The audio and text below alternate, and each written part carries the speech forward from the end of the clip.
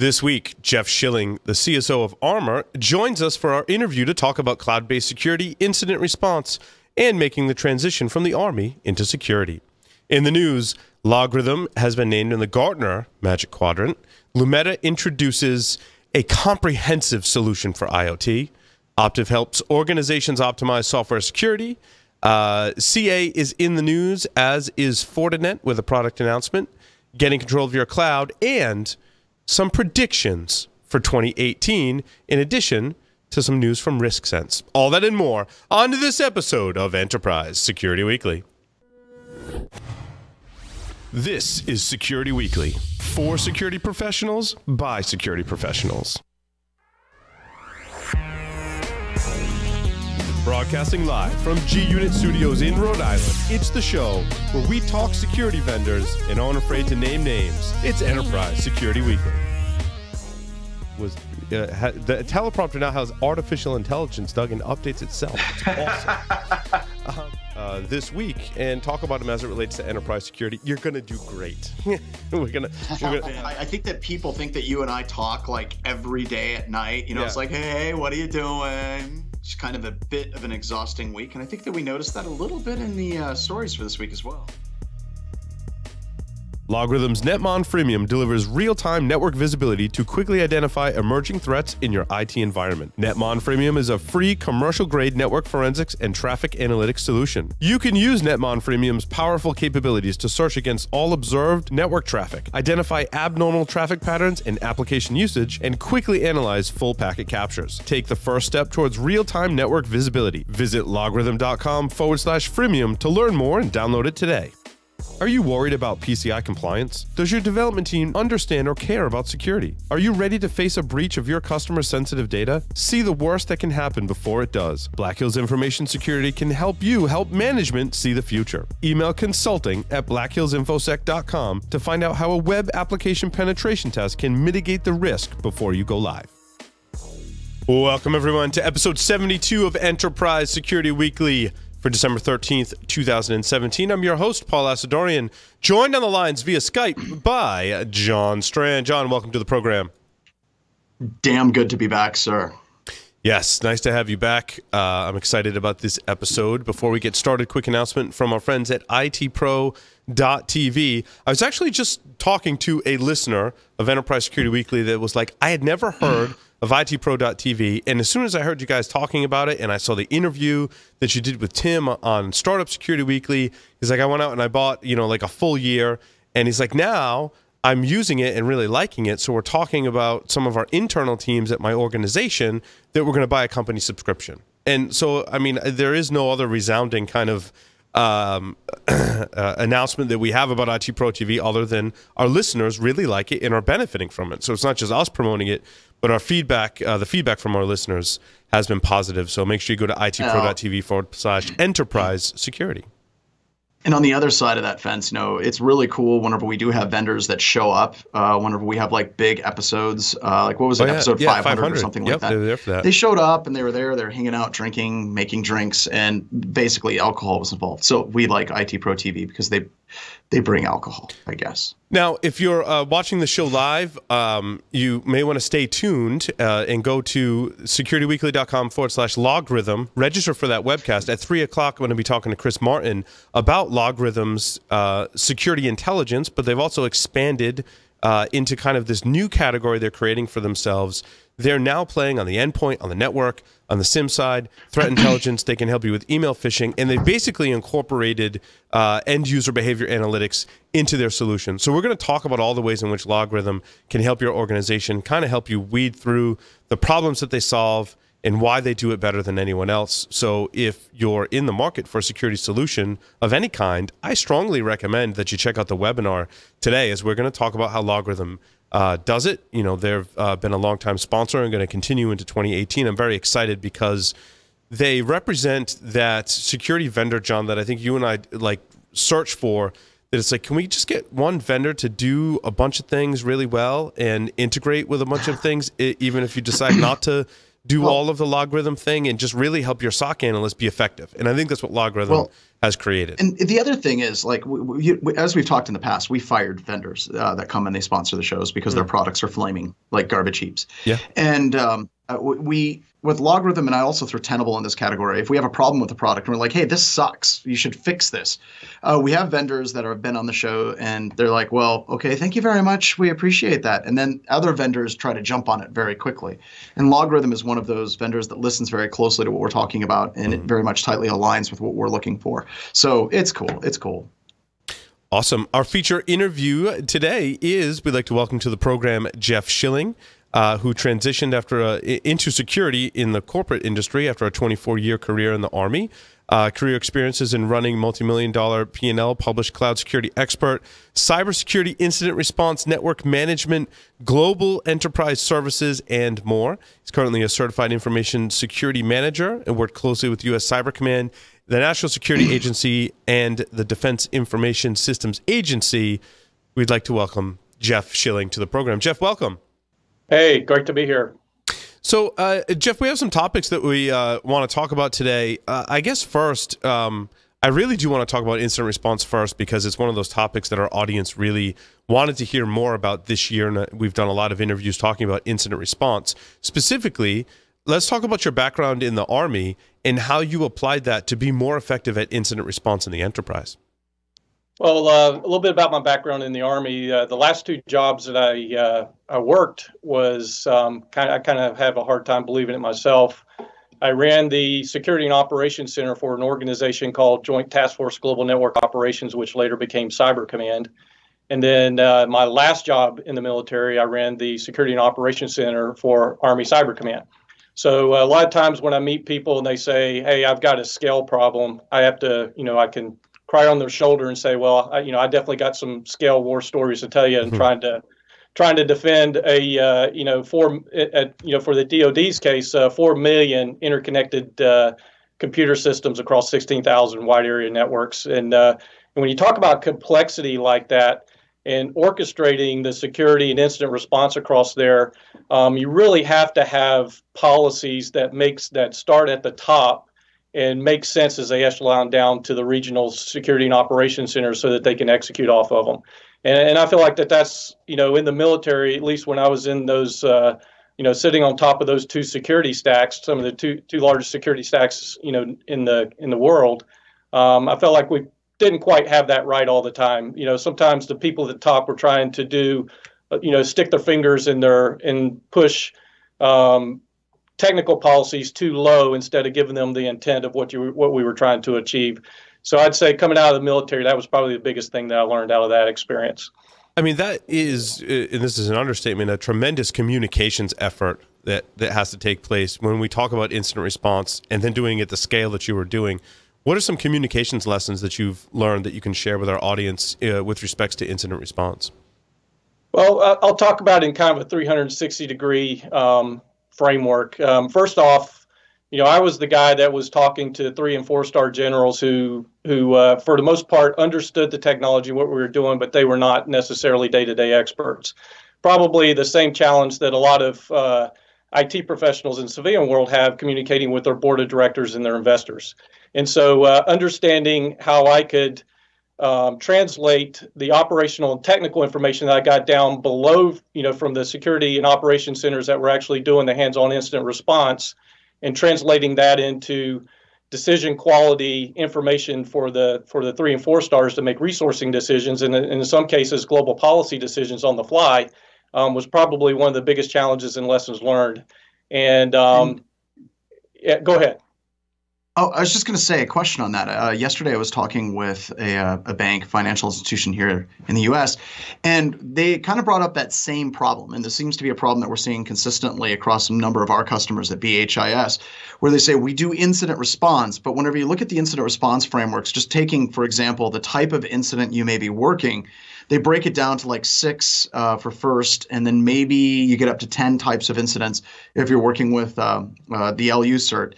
Whenever you're working incident response and you're trying to go to management, whether you're talking to somebody that's a multi-star general or you're trying to talk to a CEO, what do you think is the best possible way to try to put forth what is the core problem and what are the levers that management can pull to try to help address that problem in the future? Well, I think the way I approached it in the military was I talked about it in tiers. I tried to keep the noise level of the day-to-day incidents, say that happen at a camp post station where you have say you have a camp post station that has some servers that get compromised by a nation state actor, and it's contained there and it doesn't spread.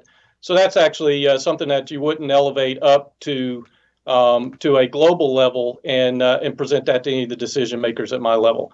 So understanding, and in the military we had these things called commander's information requirements, and that is basically how you defined it. And I would say it would translate into a policy in the civilian world of what are those parameters that you do elevate that up to to the decision maker that you're dealing with at your level, and what is it that is best managed. You have visibility of the incident at the lower levels, but you're not actively directing or directing the containment and eradication processes. That's all handled locally, but you're monitoring it, because when you're running a global organization and you have multiple regional security operations centers that are working, you need to be able to see if some of those indicators are showing up in other theaters, and then when you do recognize that, then you at the global level become that bridge between those two regions, and you want to get those two folks talking immediately and sharing information, and then you become the person that kind of orchestrates that.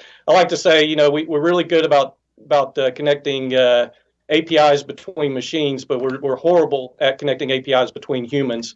And I felt like that was probably what I did 90% of my role doing the global incident management piece was connecting those human APIs. Jeff, in my outsider view, when I speak to organizations in the enterprise and we talk about data classification and identifying the sensitive data and then classifying it further, a lot of organizations seem to struggle with that. In the military context, it seems like that before we had computers, data classification was a huge thing built into the culture. Did that help you, or did that kind of change as everything was transitioning to computers? I would say as more and more as the automation kept getting pushed out further and further when I joined the military in 1988, I was the only officer I knew that had a computer on his desk. By the time I left in 2012, not only did every officer have a computer on their desk, but just about nearly every soldier was connected. And so as we started to leverage more and more information and push it out to those soldiers, it became more difficult to keep that segmentation and classification, because you could have things that could be classified that should be segmented away from public knowledge, but then little pieces kind of matriculate out into different pieces of information. And when you put all those information together, say a threat actor is able to compromise a knowledge base, you put all those information together, they could actually have a good idea of what are some of our classified information. But you're right. The advantage that we had inside the military is that we did have a strong classification process that started before we had IT systems, and then we also built some really good segmentation between those different. I mean, they're basically different computer systems that handle each of those classification layers. The challenge that businesses have is that their IT organization is flat and the information is all over the place. So now they've got to go back and figure out how do I find the data, and then how do I put the right meta tags on that data to ensure that that it makes sense, and I can query that and control and put controls in place to make sure it's only seen by the folks who are supposed to be seen. So I'd say that's so a big I got challenge. a question. I got a question for you. Based on your experience in the Army, I don't know if you saw it, but in the past couple of weeks, there was a large debate that came up. Were you familiar with the 255 Sierra program for training warrant officers in computer security whenever you were in the Army?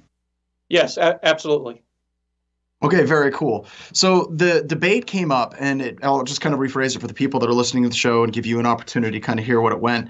The debate came up that we train these people in the Army in cybersecurity skills, and we spend a tremendous amount of time and effort and money training these people in this deep security skills set.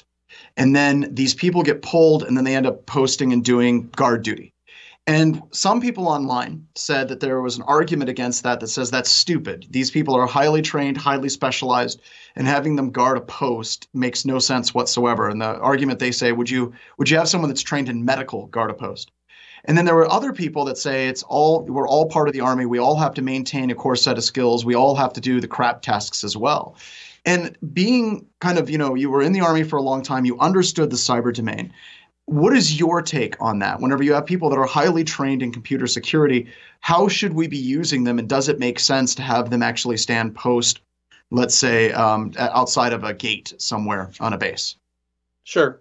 So a warrant officer is actually not the type of person who would go out and cut grass or stand guard. I mean, they're actually a highly trained officer. They're a commissioned officer, and they're usually more in supervisory roles or highly. It could have been some of the people in the 25 Delta program as well. But yeah, either way, people that's that what I was going to say. Where you would run into that challenge would obviously be with the soldiers, the highly talented soldiers that we pick out of their basic training that seem to have a knack for security. Usually they come out of the Signal Corps in the Army, and then they're then we put them through some very extensive training. It is kind of a tough, a lot of times those folks, the highly skilled ones, are going to be working at installations where they don't have those regular soldierly duties. And a lot of times there are controls. I really think that while it is a topic of discussion, I don't think that it's a real needle mover discussion, because I think that it's very rare that you would see a highly trained soldier that's doing security at the strategic level, say working for the NSA or one of the other intel communities out there pulling guard duty or cutting grass. Now, we are pushing those skill sets into the tactical organizations and the deployable units, which I think is a great idea. It was a big gap we had for most of my military career. And when you're a part of those organizations, I was part of the 82nd Airborne Division, and I was expected to jump out of an airplane, just like everybody else was. And you're expected to be able to perform at the same level as your fellow combat troops. So I would say it's even more than just pulling guard duty. A lot of times it's around doing the additional combat training that's required when they're in the AOR, because everybody becomes a soldier, becomes an infantryman when they're in an area of operations where there's combat operations. So what you don't want to do for those young soldiers, those talented soldiers, you don't want to create like they're special, like they have special privilege, because then that would also work against them and some of the team dynamics inside the unit. So I think good commanders and who kind of orchestrate what duties these highly talented soldiers do, I think will use good judgment and make sure that if they got an important mission or they've got something they need to do, that they're going to have the availability that they need. But when they're serving in a tactical organization, they're expected to do the same task as all the rest of the soldiers. I think you really kind of put them in a bad place if they don't do that. Jeff, how does that relate to some of the challenges that we have today in the enterprise, where we're implementing an incident response program and we need other team members from different disciplines to all participate when there is an incident? And I think some of the communication struggle is, I'm a security person. I know that we have an incident that I have to involve sysadmins, data owners, process owners, management, legal, in all these different areas, and they all may have to stop what they're doing to respond to the incident. What advice do you have for those in the enterprise that are in that particular situation?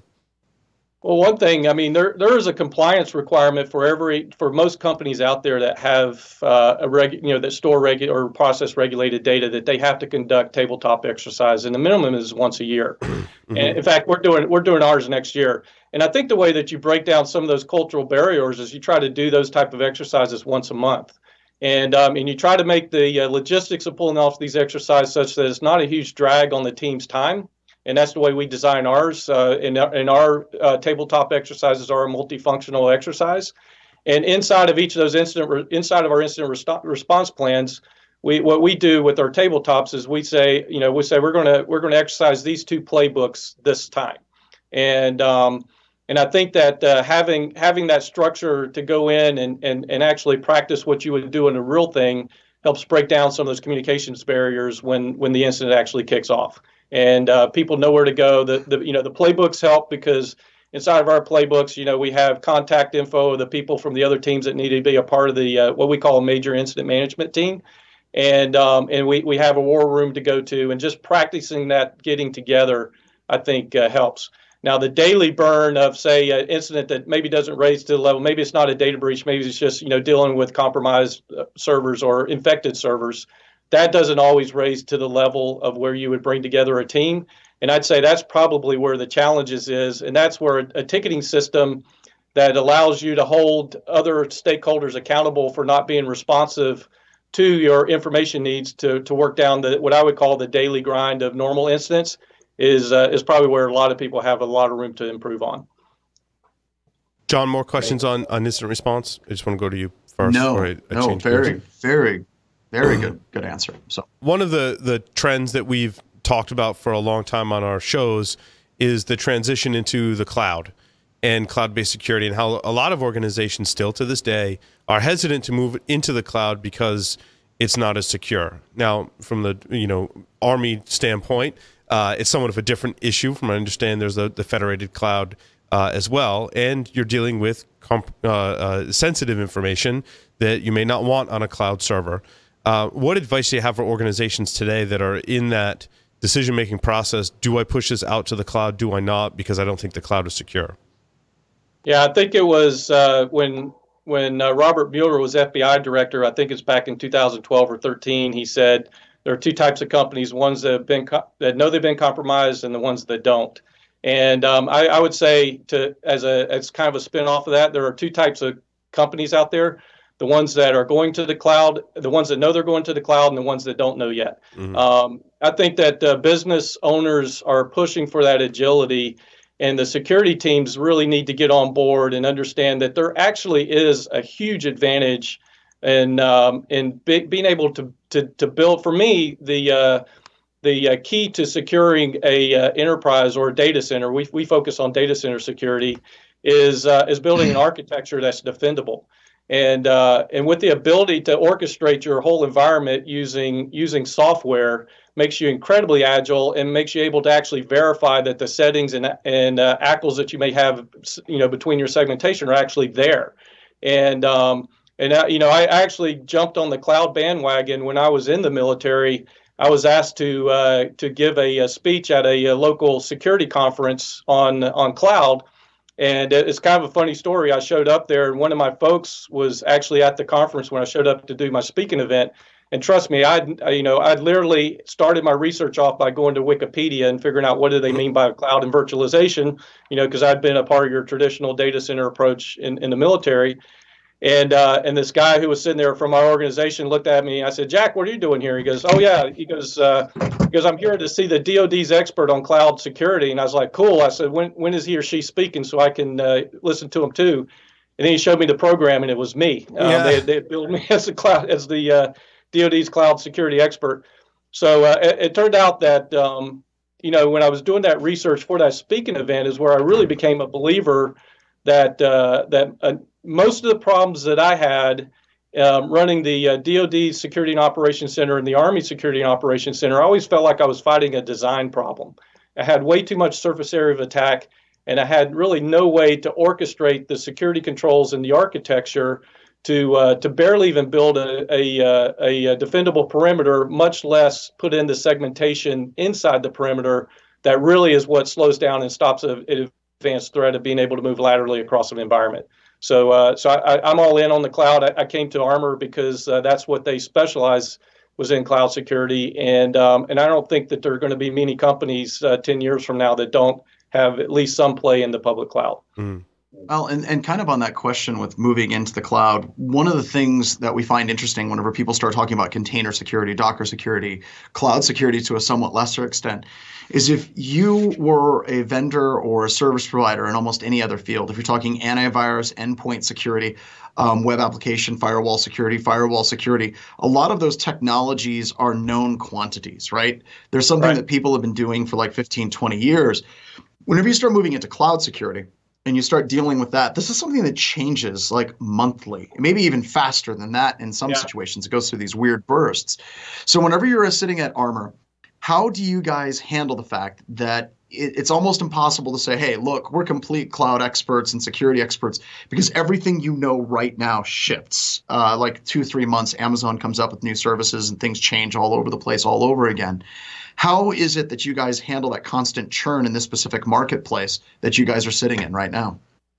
So our approach is actually pretty simple. What we've done is we spent all of our intellectual property on building a security platform that we call Spartan, that is basically a log ingestion engine that correlates, uses machine learning and advanced artificial intelligence to basically correlate and to find anomaly, find that proverbial needle in the haystack.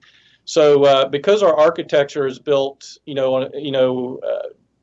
basically with a SOA approach, we're able to as Amazon, Azure, Rackspace, and all those other cloud hosting companies, as they expose data, say in Azure and OMS or AWS came up with Guard Duty, I think is a new product they released a couple of weeks ago. We have the logging appliances that we put into our customer environments that allow us to consume that data.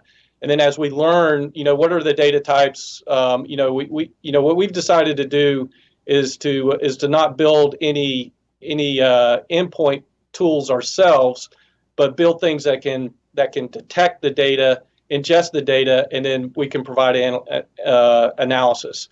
I thought you guys did have an agent, though. Didn't you have an agent for monitoring of, it's like Armor Anywhere, I think is what it's called? Yes. Yeah, so the agent is how we deliver our services. We do OS logging, we do malware detection, we do file integrity management, all the things you would expect to happen, patch monitoring, vulnerability scanning.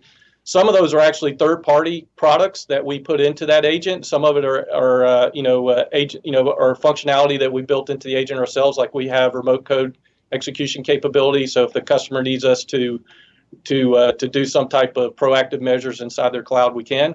But that's the agent is just a delivery mechanism in our and then we also have a separate logging appliance that we can also put into the environment to consume whatever AWS, Azure, or other clouds will expose to us. Or even if a customer has, say, a Palo Alto next generation firewall, we can consume.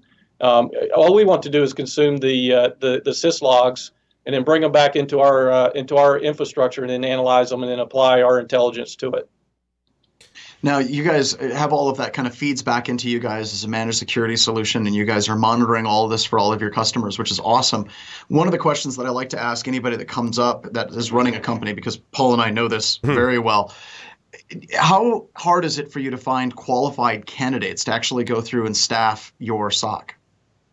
It's actually very tough. Luckily, we have a great security team, a nucleus that we built up over the last 4 years of folks. A lot of them are like me, former government. Some of them military, some of them just former civilians that worked inside the intel community, and usually great people attract other great people.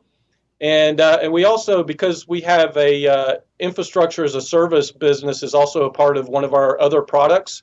We also have an internal pipeline, because one of the hardest things to find out there is somebody who really understands Linux and can flip down the goggles and not look at Linux as a sysadmin, but look at Linux as a incident responder doing host forensics. And so we take some of our sharpest L3 engineers for Linux, and then we send them through a very rigorous training program, and we kind of build our own for our incident response and forensics team. So it's a little bit of good people attract other good people, as well as building our own team from internal. And then I have one more question. One of the things that I've talked to a lot of people that do SOC or they do MSSP is this constant balance that you're trying to achieve, right? On one side, you're trying to protect your customers, and on the other side, you actually do incident response and detection. And sometimes that balance can be exceedingly difficult, because customers can come back and say, if you would have done your job at protecting us, this would have never have happened. How is it that you're working? How do you guys work with customers, especially ones that aren't very mature and don't understand that dynamic? How do you guys start bringing your customers in to understand that, yes, you are working to protect their network, but still things may happen and you need to be prepared with that incident response and detection capability? Basically, how do you prevent customers from thinking that you're going to be the end all be all of silver bullets of computer security and make them understand true risk? Well, the great thing about the cloud, incident response is so much easier in the cloud. Let's talk about our two products. We have our own hosted solution, which we call Armor Complete, which is a secure cloud hosting that we actually present as infrastructure as a service. We do full forensics in there because our team can connect to our customers through a permissions access management process and a jump host that we can securely connect to there, and we can actually leverage our knowledge to a lot of times fix things that they can't fix themselves while the system is still in production and still operating. And a lot of times what we see are, most of what our incident response team deals with are content management systems using open source software. As you know, there's a ton of shopping cart vulnerabilities that are out there. We're constantly detecting those and try to mitigate them, within 24 hours for our customers. So it lowers one keeps it from spreading laterally to other servers and getting to their data and preventing that breach. In the public cloud, we offer the same incident response services to our customers, but what we found is, incident response is made of analysis. You do analysis first, and then you find all the infected hosts, then you do your containment plan, and then eradication, and then recovery. What we found that the biggest service we provide to them, and when we open that first ticket and we show the indicator of compromise that shows us that they potentially have a problem, all the context that we put around that indicator really kind of tells that developer, I can't believe I left SSH open to the world on my database server. What the hell was I thinking? So a lot of times it's something really simple that the developer will take a look at that ticket. And because a lot of our public cloud customers are using automation frameworks such as Ansible, Puppet, Chef, it's really easy for them to go in and change that script inside their automation framework and basically take a few minutes of downtime, completely tear down that environment, and then respin it with all new, with that flaw fixed. And what they've also done when they respin it is they've also broken the persistence that the threat actors had inside their environment. And to me, that's the true power of the cloud. If everybody was to move to that type of DevOps sec approach, we wouldn't be hearing any more articles about, the average dwell time is 149 days or 79 days, whichever report that you believe. No, that's so true. Yeah, I mean, huge believer. Even on the cloud side, containers aside, if you have those orchestration and management components, like you mentioned, Ansible and Puppet and Chef, or any one of those three, and you're in a cloud environment, that's huge winning right there to be able to respond and do instant response, like you said, Jeff. So I think it's a great point. Yeah, containment and eradication are almost too easy for our customers to do. In fact, I had a customer in that we were trying to sell on our Armor Anywhere product, and they were new moving to the cloud. And they had an old-time incident response guy in the meeting, and he just couldn't wrap his head around that concept. He said, "Nah, if I've got if you're protecting 1,000 servers, I expect you to do instant response on all 1,000 servers." And I said, "Well, it depends on what your objectives are of the incident response." I said, "If you're trying to get attribution and figure out, how it's spread, that's fine. We can, but that's not the scope of our service. Our scope of our service is to detect, analyze, contain, eradicate, and recover." And so I think that that there's going to be a new mindset with security, joining the agility that the DevOps teams are enjoying inside the cloud once they get fully on board. Fantastic. Jeff, thank you so much for appearing on Enterprise Security Weekly. It was wonderful having you. Okay, I appreciate this opportunity. Thank you. With that, we're going to take a short break. Come back, talk about the Enterprise Security news, so stay tuned. Don't go anywhere.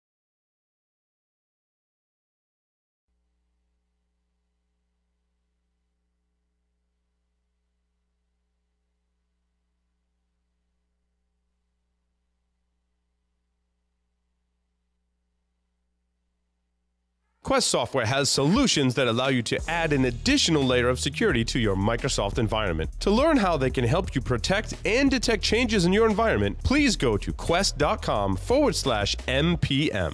Make sure your team is prepared to fight off the latest cybersecurity threat. IT Pro TV is the resource to keep you and your IT team skills up to date. You can stream IT Pro TV's courses live and on demand worldwide, so there's no need to send staff to off-site training. Their team solution provides access to a supervisor portal for full control over your team's training schedule and group analytics. Visit itpro.tv/enterprise security and use the code ES30 to try it free for 7 days and receive 30% off your monthly membership for the lifetime of your active subscription. To learn more about IT Pro TV's team solution, sign up for a free demo of their supervisor portal. Pony Express. Check out their line of penetration testing devices, including the Pwn Pad, Pwn Phone, and Pwn Pro. For enterprises, there's Pwn Pulse, providing continuous visibility into wired, Wi-Fi, and Bluetooth spectrums across all physical locations, including remote sites and branch offices. For all those hard-to-reach places, there's Pony Express. Visit them on the web at ponyexpress.com. Welcome back, everyone, to Enterprise Security Weekly. I'm here with John Strand on the lines via Skype to talk about some of the news articles that we have today. And we've got some great stuff to talk about. I'm excited this week, John. The articles, I think, are of quality talking point discussions. The first is Gartner has positioned LogRhythm in the Magic Quadrant for SIEM, which I think is somewhat doing them a little bit of a disservice because there's so much more than that. I wouldn't necessarily lump them into the category of SIEM. I think Gartner's done a poor job of recognizing new categories. There's, an off-air conversation we can have about that. I don't agree necessarily with the way Gartner has carved out categories. I think there's a lot of new and innovative companies carving out their own categories that are more exciting than some of the more traditional ones. And I think LogRhythm has carved out what they're calling Threat Lifecycle Management Platform as their category. We're going to dig into that actually right after the show. But what I like and what John and I were talking about the LogRhythm solution is they actually do very tactical things very well, which I think is sometimes glossed over when you look at other analyst firms. John, would you largely agree? I agree. I think it's kind of this weird thing to be like, oh, congratulations, LogRhythm, Gartner sucks. It's kind of a weird thing. But I think both you and I have had long conversations about, or just like for Gartner, there's a tremendous amount of times whenever we're testing organizations, they have product X in place. We bypass product X, and then they come back and they say, well, wait a minute. That was in the Gartner Magic Quadrant. How could this travesty happen? And it bothers me because I don't believe that organizations like Gartner, like you said, trying to break down what the different categories are in the security industry, they're doing a horrible job at that, number one. Number two, they also, there's many times where we see products rated much higher than we think they should have ever have been rated. And what it boils down to is you only get the opportunity to test a product by really getting your hands dirty and actually using it. And a lot of the Gartner analysts, who you and I both know many of them, and we respect them, they may hear about what a product does, they may see what that product does in demos, but they don't actually get their hands dirty all the time with that product. And I think that that's really a disservice to Gartner. A lot of them do. It's part of some of the testing, and I don't know if it's Gartner or another analyst firm, that you do as a vendor have to provide them with the tools so they can actually use them. But I don't know how well that testing, in my experience, when I've seen that testing done, it's not a real world kind of test. Let's just use an example and then we'll move on. We love Carbon Black. I think Carbon Black is a fantastic product. And a lot of people, when they run Carbon Black, they run it in the lab of 4 computer systems. And it looks fantastic, right? You can see absolutely all the processes, what threads, what connections were made. It's great. But then you start trying to scale that up. And you realize that you have to scale up your staff to actually meet the capabilities of what this tool can actually do. So there's a lot of times where something looks great in a small lab, but whenever it actually starts scaling out in the environment, your organization has to scale with it as well, and it may not perform the same way it did in the lab. So that kind of like that little tiny hands-on 4 or 5 systems in a lab really doesn't actually do a lot of these products justice. And I think that's also, Paul, why we see a lot of products that are in the marketplace. And when we're testing and we're doing what we do in our day jobs, we don't see those products because they're not actually being implemented correctly. So this is a long thing. We turned it to a dig on Gartner. We shouldn't have done that. It really should have been a congratulations to LogRhythm, which was very well deserved. Yes. We do like their product, and this is a company that gives Netmon premium, which is They're giving their product away for free for people to play with it. That shows guts, and we like that a lot.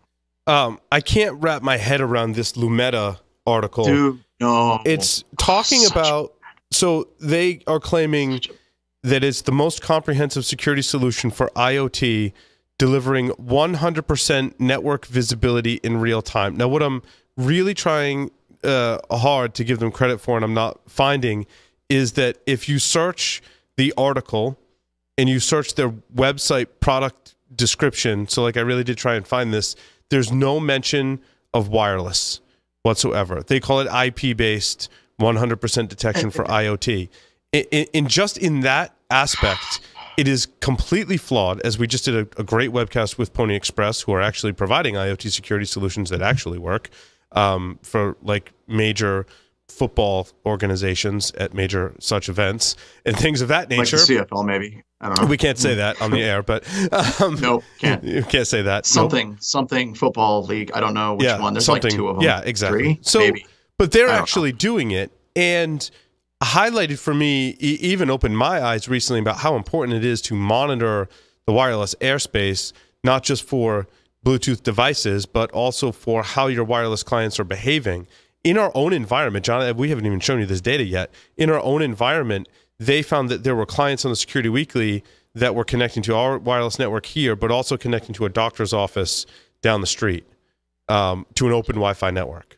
And so the wireless threats are real, especially when it comes to IoT. Some of these might not even be connected to the IP-based network at any given time. And like what happens if stuff comes and goes?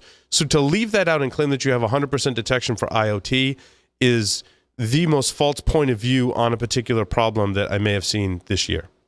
Well, and here's another example of what we've actually seen in assessments. So if you look at a lot of power generation, power relay stations, transformers, and things like that, there's a lot of out-of-band communication for various devices where you're basically pulling telemetry off of certain things. So let's use an example. If you can actually monitor the wireless space and you can say, okay, everything in our entire infrastructure should be end-to-end LTE, because if you actually try to stand up a femtocell and intercept, it's harder to actually be able to inject and sniff traffic. It's not impossible, but it's harder. But nothing should be running CDMA or legacy GSM. Well, there's a huge part of doing an assessment, doing it correctly, that requires you to actually monitor those frequencies to make sure that they're no longer being used. Because what happens, all it takes is one engineer. It's like, yeah, we need to set up out of band. Here's this crap device. Let's plug this in, and now we can dial in and we can do out of band management telemetry. So that I love that example of wireless, because there's so much happening in that spectrum that we just do not see, we do not understand, and it's not necessarily IP based. IP is involved, but a layer below that may be something else completely. Next up is an interesting partnership between CA Veracode with their Veracode, which is acquired by CA, and Optiv, basically to offer training. So helps organizations further optimize software security programs and minimize risk with e-learning curriculum powered by CA Veracode. And I tell you what, if I wanted to increase my awareness in my organization about software security, Veracode's a great place to go for that. They seem to know a lot about it for sure. Yeah, so.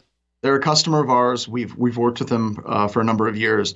Veracode is an extremely solid product. We like them. And by the way, I can say that. They said we can say that, so I'm not breaking any NDAs or anything. Awesome. So I love that Veracode is actually moving into the space of actually doing some training with a company like Optiv. Now, mind you, full disclosure, I'm an instructor for the SANS Institute, senior instructor. I teach 504. And I know I'm supposed to say SANS only all the time. But the fact is, whenever you're working in security, you should try to get training anywhere you can get training. And if Veracode is your product that you're actually using for doing analysis, whether it's dynamic or static analysis for your code, then it really helps to get training in that product and having your developers understand what that product puts out as well. So I think that this is interesting. Also interesting from Veracode is a new report reveals that business leaders only address cybersecurity issues under duress. And John, I know you're very passionate about this story. I just want to read you a little bit. The report indicates that 25% of business leaders surveyed in Britain and the U.S. report that they do not understand any of these common cybersecurity threats: vulnerable software, ransomware, vulnerable open source components, phishing attacks, malicious employee activity, and DDoS attacks. Whoa. Whoa. This is probably a loaded article. But okay, so when we talk to other security firms, security testing firms, one of the things that we realize is companies like InGuardians, BHIS, Trusted Sec, Secure Ideas, Rendition, we see probably the pointy end of the spear. We're seeing companies that are trying to do the right thing. And most of our customers, they come in with a fairly good understanding of what these things are. But whenever we talk to people outside of this space about our little group of firms that we know, trust, and love, it looks bad. A lot of the organizations don't bother trying to fix hardly anything because they don't understand at the executive level what the actual threats look like. I'll give you one example from us. We had one customer that said that they wanted us to come in and test for the Apache Struts vulnerability, and they wanted our pen test to be a pen test of Apache Struts. We're like, that makes that's weird. No sense to us. For a lot of reasons. Well, they didn't. At first, the most confusing was they weren't using Apache anywhere in their environment, but they saw it on the news and they wanted us to do a pen test. And we said, here's our approach on how we do a pen test. This is what we do. And they're like, that would be great. Everything you said sounds great. But if you exploited Apache Struts, it would really demonstrate risk to executive management because of what happened with Equifax and everything else. That was it. That was their sole understanding of computer security, is what they saw in the news with Apache Struts being used. And this, I think we're going to talk about Struts a little bit later. Yeah. But that's what most firms are seeing, that management has no idea. Like whenever you talk about what are their biggest risks, a lot of them will say WannaCry, Petya, not Petya, Apache Struts. Those are the three biggest security risks out there because that's what's in the news. They don't understand all the multitude of other ways that they can actually be attacked. It's an educational opportunity, I think, for many business leaders. Would be my take on it. Fortinet launches operational technology security platform. I really don't know what that means, but it wasn't. Not much to say here. Operation like OT, like nice. for SCADA systems. So they're getting into the whole SCADA thing. I don't know what an operational technology security platform. I don't know. I know that you try to be nice, and we try to be nice on the show whenever people have these announcements to kick them out. So it kind of kicks them far and wide. This one's really poorly done. Industrial control systems will separate operational technology, as in the systems that are managing the industrial control systems, separate from information technology, which is managing the rest of the business and where those intersect and how those interact. A growing trend is to treat them more under the umbrella of security. I think we need to, and again, Allison Miller did a great job explaining this on the interview, that it's all business risk and that we separate out security as like a separate risk, but it's really just all under the umbrella of business risk. That is for ICS systems, huge, it's the same thing. Your risk to your operational technology and your risk to your information technology all encompasses business risk that needs to be taken into consideration. So Fortinet is trying to play in what we call operational technology security platforms, which, okay, that's fine, but you know, it all hits business risk. But I think that this gets into a larger issue that maybe we need to have a webcast or talk about. I think Rob M. Lee from Drago Security would be the best person to get on for this. So whenever we're looking at the SCADA ICS type environments, do we fundamentally need to treat those from an security architecture perspective differently than we do the rest of our assets? And there's a lot of people that say no. You can use one set of appliances to handle security for all of those different things. There's a lot of other people that say yes, they are fundamentally different precious snowflakes.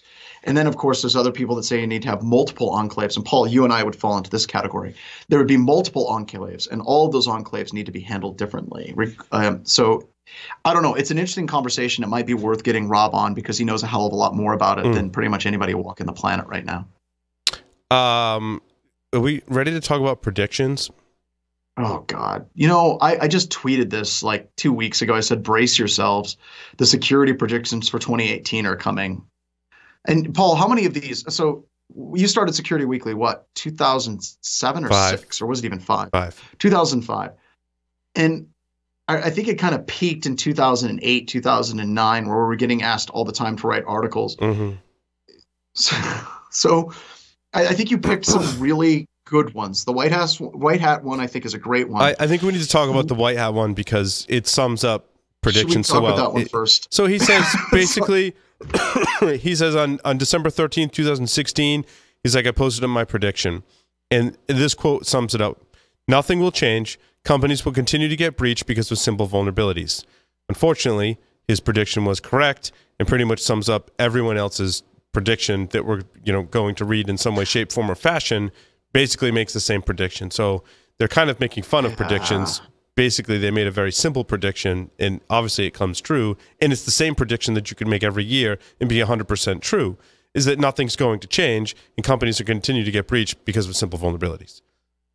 I can't agree with this more. I mean, I remember, what was it? I can't remember what InfoSec Mag it was in 2008, where it was you, Larry, and myself. I think Carlos may have done it too, where we wrote up our predictions, right? Yeah. And at the time, we were trying to be very flamboyant and trying to talk about what things were going to be. And yeah, it ultimately comes down to the simple prediction. Simple security vulnerabilities are going to burn you. You're not going to get burnt by a 0-day. You're not going to get burnt by some next generation cloud security vulnerability. It's going to be simple mistakes. Like the gentleman, Jeff, we just interviewed. He's talking about, so you had SSH open to the internet with an easy to guess password. What the hell were you thinking? That's not some kind of leet type vulnerability or an exploit that was being leveraged. It's just stupidity or a mistake or an oversight.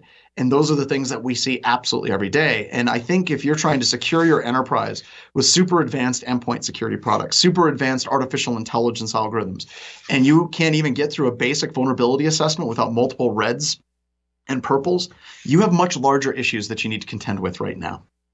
I think the other interesting aspect of white hat security, which we're identifying as basically an entirely new category here on Security Weekly, and next year we're launching a new show called Application Security Weekly. And the prediction goes on to say, yes, we'll continue to get breached. However, more companies will start adopting DevSecOps, which I'm not into the whole it's just DevOps. App security. It's DevOps is what we're calling it, application security. DevOps is definitely a term that's going to stick around. I think there's lots of variations that will come and go. But basically, they say it's bringing together development, security, and operations. And I think that's going to be a theme from now into the future. But why is this new, Paul? So this is one of the questions I have, is the idea of development, security, and operations. And let me know when you're done coughing. You went on mute. Honestly, what has changed with that idea of trying to integrate those three different components? DevOps is a fundamentally different way of approaching developments and trying to do deploys and trying to do pushing out of new application code stacks and updates and patching. And I think that that's a good idea.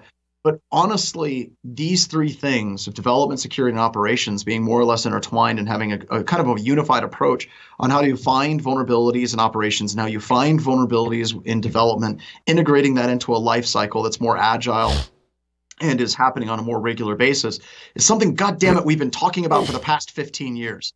And it's going to be interesting to see how this continues to evolve and grow. And if they have to create a new umbrella and a new name for it, so be it. But it's something that we've been talking about for a long time, as Paul and I are getting more and more brown, more and more gray in our beards and losing more and more hair. We're saying the same crap we said a decade ago. And I think Paul, you better now? Well, yes, thank you. Traditionally, development did their thing. They developed code, someone in a bubble. They threw it over the wall to QA. They did some testing. QA kind of throws it over the wall to operations that puts it in production. Security may come in at various points over time and say, well, developers, you really shouldn't have cross-site scripting and SQL injection and buffer overflows in your code. So maybe you need this tool, maybe you need this training, and largely ignored QA. And then went to operations and said, well, you can't put vulnerable stuff into production, like go fix your vulnerable stuff. I think that in the new way, it's all one cohesive process that incorporates security, operations, and development throughout the entire process. And that's what I truly believe that DevOps is accomplishing with containers and new development processes, that it's a continual process, that security and operations, QA, development are all working in unison to make sure that code is going out clean, that we can push and test a new release, whether that's code, whether that's an application that it depends on, and make these updates more quickly, and not say, we have a struts vulnerability. Oh, God, that's bad. That's like 3 to 6 months worth of testing. We can say, oh, by the way, yeah, we had that struts vulnerability, and in our last 24-hour cycle, we already tested it and pushed out a new version, and the code that we needed to modify to work on the new version has already been pushed out. That's the level that we're getting to, and that's going to be an area of focus in the way that we do software from now until the end of, well, maybe not to the end of time, but definitely for the next cycle. Right? I think it is going to be not till the end of time, but it's going to be for a good long time. And I think that DevOps approach, let's talk about like these big punctuated events. It used to be whenever you put out patches, it happened once every 3 months, and it was a monstrous event. If you did code release, it was this monstrous point release, and it happened once a year. And that sucked, right? Because it was incredibly painful. It was very difficult to do. Security came on at the end and basically shot a hole in absolutely everything and made a whole bunch of stuff go back to the beginning, created mass panic and woe. Now, when we're looking at DevOps, the idea that we're doing continuous release, we're doing continuous updates, we're doing continued code fixes, and it's not in these big releases for bug fixes. It's something that's happening all the time. I think that now forced security to be part of that overall approach continuously happening, because you can't just put security at the end, because there is no end. It's not like the end of this stretch or this release cycle, because the release cycle is happening almost daily now. And I think finally security is getting what we've always asked to be part of, that full software development lifecycle, simply by the requirements of DevOps and that continuous release and that continuous update happening all the time. We're getting involved because we have to, because there is no 3-month period at the end of that stretch where we do security testing at the end. There is no end. It's something that's happening all the time. Now, what's interesting, Evident.io published its predictions, and this is one of them, that the DevOps lifecycle will permeate. They also say container and serverless computing ramps up, creating security headaches. And I think that's an important point. Well, largely the rest of the Evident.io article is, just other stuff to attract attention. Their first 2 points are spot on. The first one is the one exactly that we're talking about. The second one is the security ramifications of this new process, John, that when we push out all of these containers and do all of this new style of development, now what does security look like? There's a lot of startups that we're talking to, doing briefings with, to understand their technology. We did an interview with the founder of StackRox on Startup Security Weekly. We're talking to lots of other companies about how they're approaching and how you do security in this new environment. While we have all of this new technology that lets us push code out faster and test it more easily, however, it's an entirely new environment that involves Docker, it involves Kubernetes, and you have a registry and all of these things. In fact, my talk for next year that I've submitted to at least one conference already is my journey with implementing Docker, taking a traditional application, putting it inside of containers, how I got it working, and all of the like, oh shit moments that I had of, so how does security work? And then, testers saying, well, I got into an application and I was dumped in a container and I didn't know what to do. Really fast, people are going to know what to do, and it could be bad. And I don't think we have a good solution. We might have potentially good solutions. We're not even close to thinking about how they're implemented in our environments yet. And I think the only way that we do this is we push security testing down the stack to the developers. And that's something you and I did a webcast 2 years ago on, where we were like, hey, Zap is free. You should have every developer have Zap installed and know how to use Zap so they can test their code. And that's great for web applications. But when you start dealing with APIs, and I think that was one of the things in this Evident.io article, increased attacks on APIs, yeah. And we don't really have a good set of tools right now to do that type of testing on APIs as cleanly as we'd like at the moment. Yeah, and I think that the new DevOps model, in my mind, when I went on my journey, one of my aha moments was I can do testing in a more automated fashion more easily in this new model. And that's really awesome. But those methods need to be developed and implemented in the process. Yeah. And that's going to take time. And what do we do in the meantime? So absolutely. I think actually there were some pretty good predictions, John. This time you got a pretty good slot of them. Yeah. Was there anything else? RiskSense, Apache struts. We talked about struts. Yeah, basically struts is a flaming piece of crap is really what it comes down to. My fear is that almost any major open source product, not major, let's say second tier open source product, if you're getting away from some of the big ones that are out there like Linux and Apache, struts, of course, is part of Apache and can be part of Apache. I have this nagging suspicion that almost any second tier open source product that's out there is an absolute train wreck. So we'll have to see. And before the show, we were talking about it. Remember whenever they finally started doing analysis of OpenSSL, and we found out that it was two guys, a cat, and a really hungry gerbil that were writing the OpenSSL libraries that everything runs. And it was kind of a wake-up call for the community that we need to get more involved in actually doing some security assessments. But that's open freaking SSL. As you step back to some of these other technologies, are they getting the rigor and analysis that they need? That's a good point. Well, that concludes the Enterprise Security News for today and this edition of Enterprise Security Weekly. John, thank you very much. Thanks to our special guest, Jeff Schilling. We'll see everyone next time. Thanks for listening and watching.